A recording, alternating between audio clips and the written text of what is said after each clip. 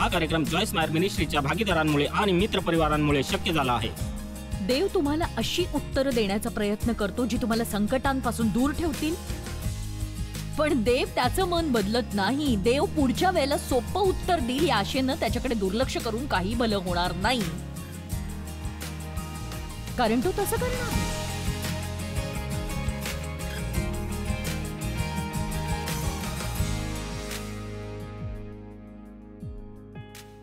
किती जणांना देवाप्रती परिपूर्ण हृदय असण्याची मनापासून इच्छा आहे, आणि काल आपल्याला समजलं की त्यातली सगळ्यात महत्वाची गोष्ट म्हणजे देवाच्या दृष्टीने परिपूर्ण हृदय असणं म्हणजे काय. तर असा कोणी जो आपल्या संपूर्ण मनाने, हृदयाने आणि सामर्थ्याने प्रेम करतो देवावर, म्हणजे संपूर्णतः प्रेम करतो, प्रीती करतो देवावर, अंशतः नाही तर पूर्णतः, जो देवाशी वचनबद्ध असतो. तुमच्याकडे जे आहे, तुम्ही जे आहात, ते सगळं देवाच्या मालकीचं आहे आणि त्यावर त्याचा हक्क आहे, त्याच्या मालकीचं आहे ते. आणि येशू म्हणतो, मला वाटतं योहान 14 मध्ये, की जर तुमची माझ्यावर प्रीती असेल तर तुम्ही माझी आज्ञा पाळाल. बघा, तुम्ही दोन वेगळ्या प्रकारांनी हे ऐकू शकता. तुम्ही ते असं ऐकू शकता की जर तुमची माझ्यावर प्रीती असेल तर तुम्ही माझ्या आज्ञा पाळाल. पण मला वाटतं हे वचन जास्त असं आहे की जर तुमचं माझ्यावर खरोखर प्रेम असेल तर आज्ञा पालन हे तुमच्या प्रीतीचं फळ असेल. तो अशा गोष्टींचा गुच्छ नसेल जो तुम्हाला वाटतंय तुम्ही करायलाच हवा किंवा तुम्ही त्यासाठी लढत बसाल. तुम्हाला कळेल की तुम्ही जे करावं असं त्याला वाटतं तेच करावं, कारण तुमचं त्याच्यावर प्रेम आहे म्हणून. आता बघा, आपली अशी एक बाजू असते जी कुठल्याही चांगल्या गोष्टीच्या विरोधात झगडते. बायबल म्हणतं की आपण पापासाठी मृत झालोत, पण असं नाही की पाप मृत झालंय. तर जोवर आपण इथे पृथ्वीवर आहोत तोवर आपल्याला पापाच्या परीक्षेचा सामना करावाच लागणार. आणि बघा, देहाला बऱ्याचदा पापी गोष्टी कराव्याशा वाटतात, पण आत्म्याला त्या पापी गोष्टी करण्याची इच्छा नसते. म्हणूनच कधी कधी तुम्हाला असं वाटतं की तुम्ही युद्धामध्ये आहात, तुम्ही वेगवेगळ्या दिशांना खेचले जाताय. तर फारच सोपं आहे, तुम्ही तुमच्या आत्म्याला देववचनाचं पोषण दिलं तर ते वेगवेगळ्या रूपांमध्ये येतं. आणि ज्या वेळेपासून तुम्ही इथे आलात आणि तुम्ही वचनात भिजून गेला आहात, संगीत हे वचनानं भरलंय. कुणीही येतं आणि तुमच्याशी काहीतरी बोलतं ते वचनाने भरलेलं असं असतं. तुम्हाला एका पेरणी करणाऱ्याची बोधकथा मला सांगायची आहे, कारण देववचनात हे फारच महत्वाचं आहे. कारण ही बोधकथा 4 वेगवेगळ्या प्रकारच्या हृदयांबद्दल सांगतीये, म्हणजे हृदयाच्या 4 भिन्न अवस्था, आणि ती 4 भिन्न हृदय देववचन कसं ऐकतात किंवा ऐकत नाहीत. आणि बघा, आज काही हजार लोक इथे आहेत, ते कितीतरी हजारांनी, कदाचित लाखांनीही वाढतील जेव्हा जगभरात हे टीव्हीवरून पाहिलं जाईल. आणि काही जणांना मी काय म्हणते ते इतरांपेक्षा कदाचित जास्त अधिक समजेल, कारण बघा, काही जण मी जे सांगते ते ऐकतील, माझ्या म्हणण्याप्रमाणे वागतील आणि त्यांना त्यांच्या आयुष्यात काही चांगले बदल दिसायलाही लागतील. आणि काही जण अगदी काहीच करणार नाहीत, आणि काही जण मी सांगते त्यावर लक्ष केंद्रित करतील, आणि काही जणांचं मन सगळ्या ठिकाणी भरकटत राहील. म्हणजे ते इथे हसऱ्या चेहऱ्याने बसतील, पण त्यांना खरंच काही समजणार नाही, कारण ते मनापासून ऐकत नसतील. आणि असं बघा, देवाने माझ्या आयुष्यात काय केलं ते मला माहितीये. तुमच्या आयुष्यात तो काय करू शकतो, त्याला काय करायचंय, तो काय करतोय ते मला माहितीये. आणि माझी खूप इच्छा आहे की तुम्हाला चांगलं आयुष्य मिळावं, जे तुम्हाला मिळण्यासाठी येशूने मृत्यू पत्करला. आणि हे शक्य होण्यासाठी तुम्ही एकच गोष्ट करायची आहे. आता मी काय सांगते ते ऐकायचंय, तुम्ही वचन समजून घ्या, आणि तुम्ही जे ऐकाल ना त्याप्रमाणेच वागा. ते ऐकणं आणि तसं न वागणं हे अगदीच निरुपयोगी असं असेल. एकच गोष्ट आहे, तुम्हाला जर काही गोष्टी माहीत असतील पण तुम्ही त्याप्रमाणे वागला नाहीत, तर तुम्हाला त्या माहिती त्याचा अभिमान वाटतो मला, आणि तुम्हाला इतरांना त्यांनी काय करावं हे सांगायचंय. पण जर तुम्ही स्वतः ते करणार नसाल तर तुमचं आयुष्य कसं काय बदलेल सांगा मला. हे फक्त ऐकणं आणि बायबल अधोरेखित करणं एवढंच नाहीये. तुम्ही जे ऐकताय ते कृतीत आणणं आहे. आणि म्हणूनच यासारख्या ठिकाणी येण्याचा उद्देश एवढाच आहे की तुम्हाला प्रोत्साहन द्यावं, की तुम्हाला कळेल की मी हे करतोय, किंवा मला या क्षेत्रात यापेक्षा जास्त प्रगती करायची आहे, आणि मी जे ऐकलं त्याचा मला आनंद आहे, कारण मला या क्षेत्रात खरोखर मदतीची गरज होती. आणि जर बघा काही शिकण्याच्या उद्देशाने तुम्ही जाणार नसाल तर मग चर्चमध्ये जायला काही अर्थ नाही, कारण ते तुमच्या विकासासाठी आणि तुम्हाला जास्तीत जास्त ख्रिस्तासारखं होण्यासाठी सहाय्यक ठरायला हवं.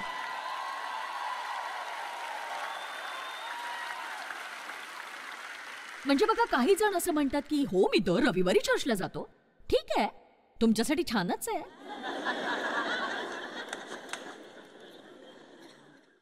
पण पालकानं काय सांगितलं ते दुसऱ्या दिवशी लक्षात राहतं का तुमच्या? उद्या जेव्हा कोणी तुम्हाला विचारेल की जॉयसने काय शिकवलं तर तुम्ही सांगू शकाल ना?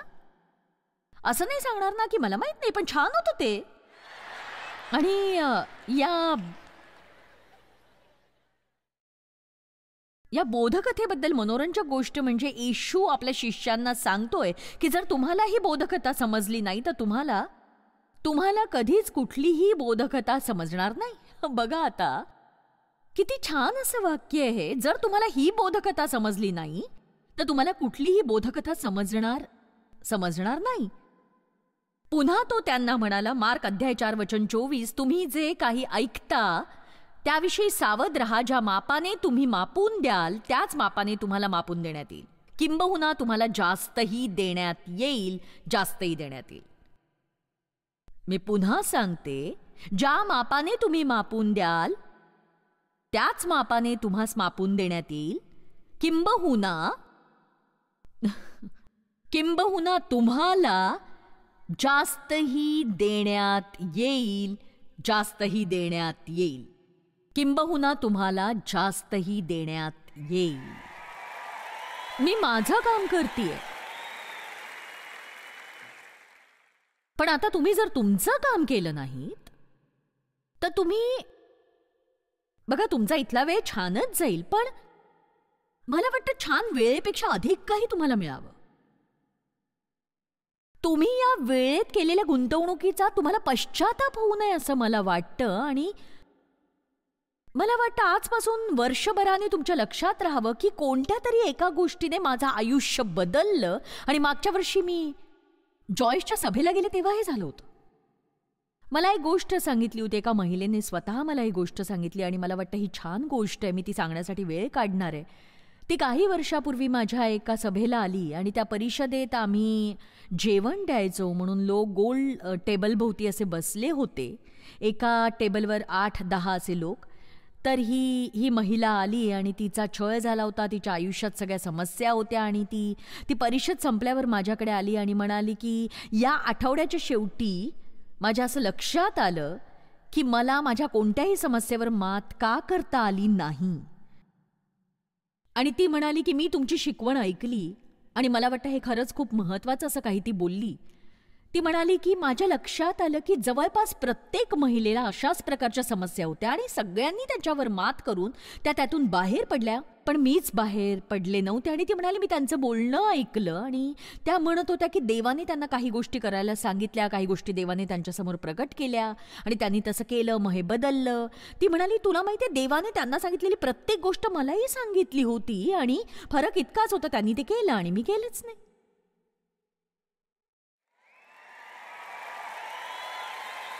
बघा देव नेहमीच आपल्याशी बोलत असतो, आपल्याला गोष्टी दाखवत असतो.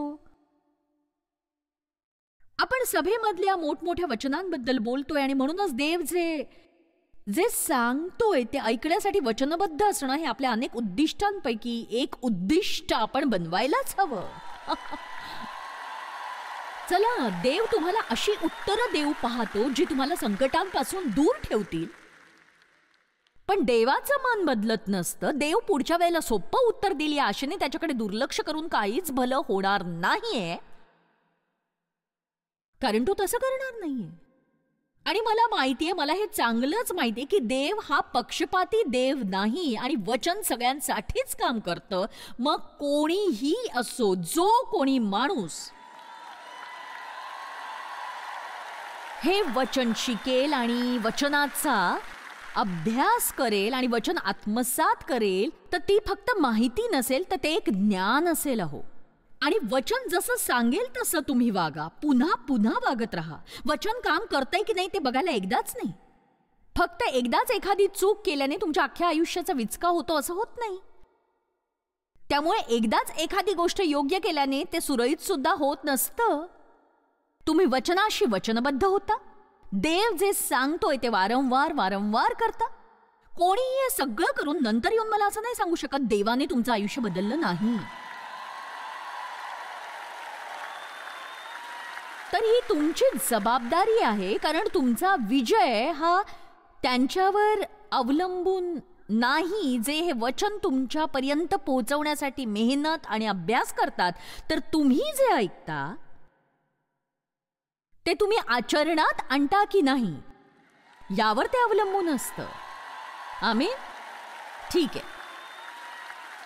तर पेरणी करणाऱ्याची बोधकथा, मार्क अध्याय 4 वचन 1 ते 9. पुन्हा तो समुद्र किनाऱ्यावर शिक्षण देऊ लागला तेव्हा त्याच्याजवळ फार मोठा समुदाय जमला, म्हणून तो समुद्रातील एका मचव्यात जाऊन बसला आणि सर्व लोक समुद्रकिनारी जमिनीवर होते. नंतर तो त्यांस दाखले देऊन पुष्कळ गोष्टी शिकवू लागला आणि शिकवता शिकवता तो त्यांना म्हणाला, ऐका, पहा, एक पेरणारा. मला हे आवडलंय की तो म्हणतोय की ऐका, पहा, आणि एक पेरणारा पेरणी करावयास निघाला. आणि तो पेरीत असताना असे झाले की काही बी वाटेवर पडले, ते पाखरांनी येऊन खाऊन टाकले, आणि काही बी खडकाळ जमिनीवर पडले, तेथे त्यास फारशी माती नव्हती.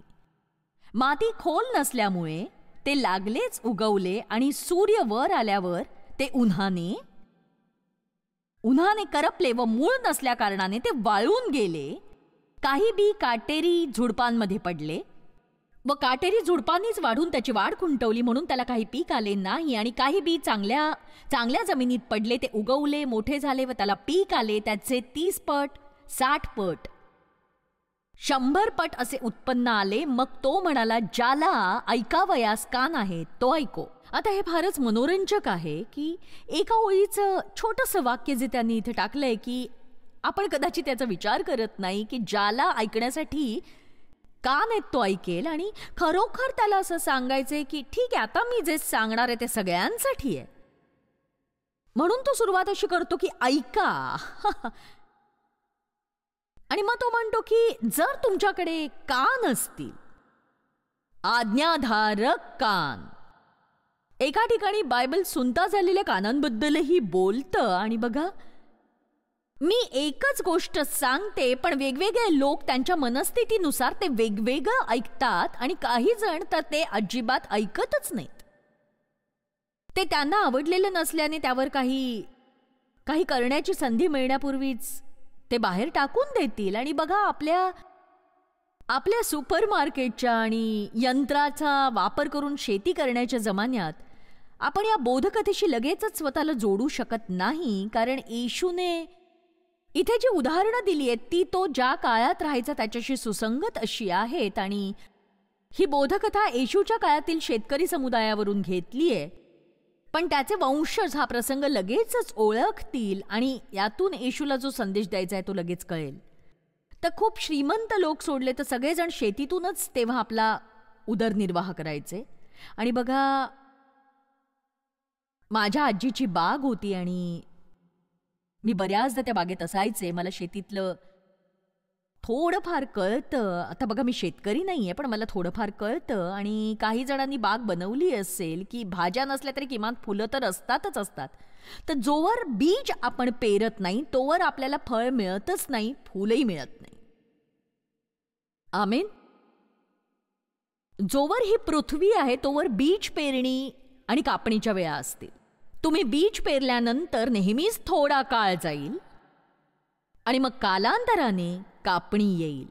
बघा, पेरणी करणारा जो पवित्र आत्मा आहे, जो आत्ता माझ्या मुखाचा उपयोग करतोय, पण तो पवित्र आत्मा आहे जो देववचनाचं बीज तुमच्या आयुष्यामध्ये पेरतोय. आणि जर तुम्हाला हे समजलं आणि तुम्ही ते मनापासून ऐकलत तर खरोखर तुम्ही काहीतरी घट्ट असं पकडून ठेवाल. आणि कदाचित तुम्ही मी सांगते त्यातला प्रत्येक शब्द लक्षात ठेवू शकणार नाही, पण म्हणूनच आम्ही हे सोपं केलंय की तुम्हाला समोरच्या पडद्यावर आम्ही सगळी वचनं दाखवतोय आणि हे सगळं करून आम्ही काही लोकांवर फार मोठे उपकार नाही करत होतो. कारण हल्ली इतकं सगळं सोपं झालंय की तुम्हाला काही करावं लागत नाही. म्हणजे एका संदेशासाठी मला इतका अभ्यास करावा लागायचा, तुम्ही पाहायला हवं होतं ते. आता फक्त कम्प्युटर उघडायचा, आपल्याला हवं ते सांगायचं आणि सहज तुम्हाला हवं ते मिळतं. तुम्ही अमुक तमुक विषयावरचा संदेशही शोधू शकता. म्हणजे मला विचारही करायची गरज नाही. मी दुसऱ्या कुणाची तरी शिकवण डाउनलोड करून मी इथे तुमच्यासमोर ती देऊ शकते. पण बघा, पूर्वी हे चांगलं होतं की मी त्यासाठी मेहनत घेत होते आणि कितीतरी वेळा मी ते पुन्हा तपासत होते, वाचत होते, तपासत होते. आणि मी तुम्हाला काय सांगते, जेव्हा मी इथे येते ना, मला खात्री असते की मी इथे येऊन उभी राहीपर्यंत मी त्याचा इतका अभ्यास केलेला असतो की ते मला पूर्ण कळलेलं असतं आणि म्हणूनच मी ते योग्य पद्धतीने मांडू शकते की माझा त्यावर विश्वास बसतो आणि म्हणून तुमचाही बसतो. पण हे मेहनत आणि प्रयत्नांशिवाय शक्य नसतं हो. एका पुस्तकात वाचलेलं वाक्य मला आवडतं की कोणीही देवाच्या त्यांना हवं तितकं समीप जाऊ शकतं, ते त्यासाठी किती वेळ द्यायला तयार आहेत ते महत्वाचं आहे. देव फक्त काही खास मुठभर लोकांचीच निवड करत नाही जे तुम्हाला माहीत असतात, खरोखर त्याच्या खूप समीप असतात. बाकीच्यांना तशी संधीच मिळत नाही असं नाही. आपण आपल्या वेळेचं काय करायचं यासाठी आपल्या आयुष्यात आपल्याकडे अनेक पर्याय असतात. म्हणूनच या बोधकथेत याबद्दल काही उल्लेख नाहीये. ते काही लोकांसाठी छान यशस्वी झालं आणि काहींसाठी नाही, कारण काही लोकांना मिळालेल्या बीजाची गुणवत्ता इतरांपेक्षा अधिक चांगली होती. आज मी जे बीज टाकते ते परिपूर्ण असं आहे.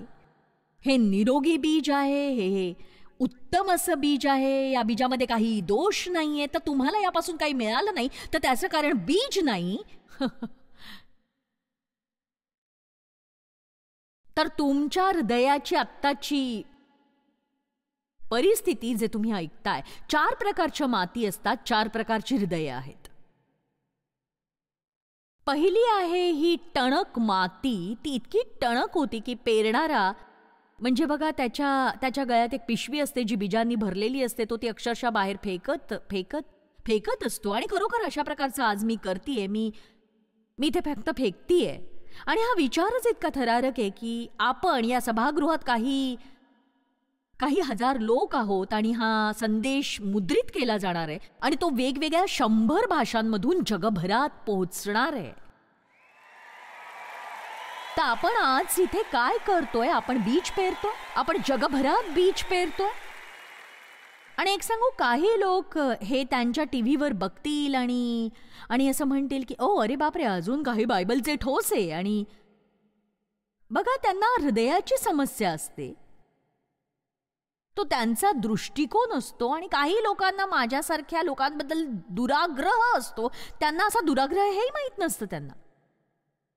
किती गमतीशीर आहे ना की आपण गोष्टींवर विश्वास ठेवतो आणि आपण का विश्वास ठेवतो हेच आपल्याला माहीत नसतं अजिबात. आणि बघा, हे असंच असतं. काही बीज ही बारीक आणि खडकाळ मातीवर पडतात, काही काट्यांवर पडतात, काही चांगल्या मातीत पडतात. आणि बघा, त्या क्षणी त्याने गर्दीला काही स्पष्टीकरण दिलं नाही. पण नंतर येशू त्याच्या शिष्यांना बाजूला घेऊन गेला आणि त्याने त्यांना सांगितलं की जर तुम्हाला ही बोधकथा समजली नाही तर तुम्हाला कुठलीही बोधकथा समजणार नाही कधीच. खरं सांगायचं तर मी तयारी करत होते तेव्हा याचा एवढा विचार केला नव्हता. आणि मी म्हटलं की एक सांगू, हे खरंच खूप महत्वाचं, खूपच महत्वाचं आहे. तो म्हणतोय की जर तुम्हाला हे समजलं नाही तर तुम्हाला कुठलीच बोधकथा समजणार नाही. आपण याचे छोटे तुकडे करून बघूया की येशू असं का म्हणाला ते. सगळ्यात आधी लोकांना येशू का आला होता हेच समजत नाही. त्यांना ते कळतच नाही. तो क्रांती आणण्यासाठी इथे आला होता. आणि अशी क्रांती म्हणजे गोष्टींची उलथापालथ होते आणि कोणीतरी येतं आणि असं काही करतं जे आधी कोणीही पाहिलेलं नाही. त्यामुळे मोठे बदल घडून येतात. लोकांनी तो ज्या प्रकारची क्रांती आणत होता ना त्याबद्दल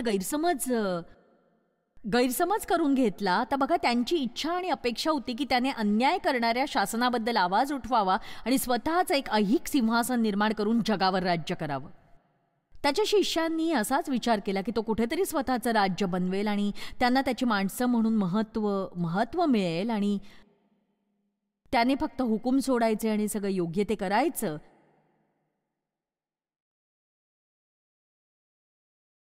पण त्याने त्याच्या संदेशाच्या म्हणजे त्याच्या सेवा कार्याच्या सुरुवातीपासूनच घोषित केलं, इथं देवाचं राज्य आहे. बघा, तो वेगळ्या प्रकारचं राज्य आणत होता आणि ते असं राज्य होतं ज्यात आपण राहतोय. असं जग ज्यात आपण राहतोय जे अशा प्रकारचं राज्य आहे. आपण येशू ख्रिस्तावर विश्वासणारे आहोत. एका वेगळ्या गुप्त राज्यात राहतोय जे विश्वासणारे असल्याशिवाय कोणीही समजू शकणार नाही. आपण अशा एका वेगळ्या गुप्त राज्यात राहतोय जे विश्वासणाऱ्यांशिवाय कोणीही समजू शकणार नाही. आणि आपल्याला ते मिळतं पण जगाला ते मिळत नाही. आमेन. आपण राहत असलेल्या त्या गुप्त राज्याबद्दल एका दुसऱ्या परिषदेपूर्वी मी संदेशाची एक मालिकाच केली होती पूर्ण. आणि मला त्याला उलटं राज्य म्हणायला आवडेल, कारण ते जगाच्या अगदी विरुद्ध असं राज्य असतं. तुम्हाला अधिक हवं असेल तर तुम्हाला तुमच्याकडे जे ते द्यावं लागतं. तुम्हाला पहिलं यायचं असेल तर शेवटी राहायला तयार राहावं लागतं. जर तुमचा कोणी फायदा घेतला किंवा तुमच्याशी अन्यायाने वागलं तर तुम्ही त्यांचा तिरस्कार न करता तुम्हाला त्यांना क्षमा करावी लागते, माफ करावं लागतं त्यांना. चला, आता तुम्ही याच्यासाठी थोडं उत्साही असायला हवं. एक सांगू का, जे तारलेले नसतात त्यांच्याकडे तिरस्कार करण्याशिवाय आणि सूड घेण्याच्या इच्छेशिवाय, कडवटपणाशिवाय दुसरा पर्याय नसतो आणि ते त्यांचं आयुष्य गिळून टाकतं. पण आपल्याकडे दुसरा पर्याय आहे. देवाने आपल्याला सक्षम केलंय. जे आपल्याशी वाईट वागले त्यांच्याविषयी आपल्या मनात दया असावी यासाठी त्याने आपल्याला सक्षम केलंय. आणि आपण येशूने म्हटलं तसं म्हणू शकतो, पित्या त्यांना क्षमा करते, काय करताय ते त्यांना ठाऊक नाही.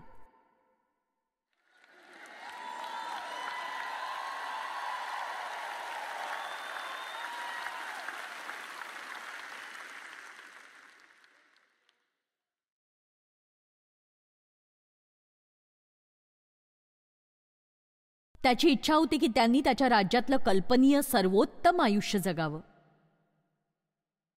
हे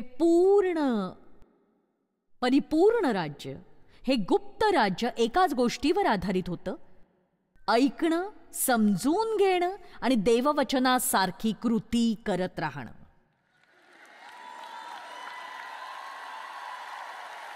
या पुस्तकातले शब्द किती सामर्थ्यशाली आहेत हे मी त्यांना कसं सांगू ज्यांना ते आधीच माहिती आहे.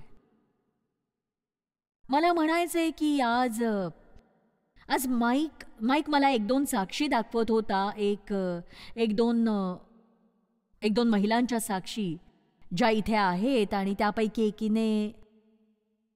एकीने सांगितलं की तिचंही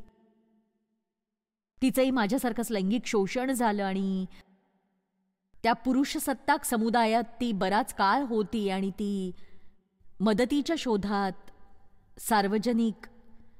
सार्वजनिक वाचनालयात गेली आणि तिथे तिला माझी काही पुस्तकं मिळाली आणि मला वाटतं तिला मनाची युद्धभूमी मिळालं आणि तिचं आयुष्य पूर्णतः पालटलं आणि आता ती स्वतः शिकवण देतेय. आणि बघा, हे माझ्या पुस्तकामुळे झालं नाही, त्याचा काही संबंध नाही. ते देववचन आहे. देववचन हे सामर्थ्यशालीच असतं.